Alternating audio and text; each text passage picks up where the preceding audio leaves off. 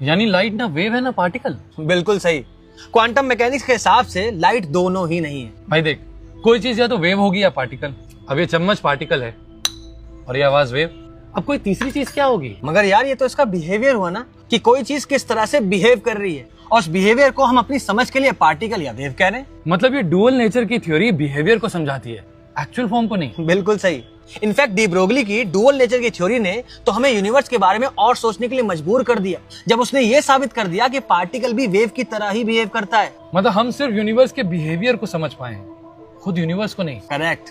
Quantum mechanics की achievement ही यही है कि उसने ये साबित कर दिया कि रियलिटी ऑब्जर्वेशन के मुताबिक रूप लेती है। भाई एक तो तू सिंपल शब्दों में समझा, आखिर क्वांटम मैकेनिक्स के हिसाब से ये संसार है क्या? इसके हिसाब से दुनिया बस एक खेल है, लीला है, जहां महज हम खेल के नियम बनाते हैं।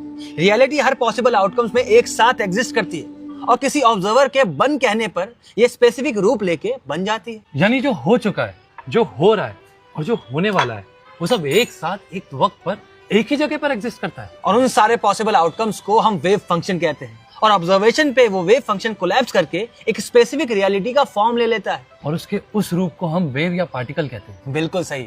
संसार सब कुछ एक साथ ही है।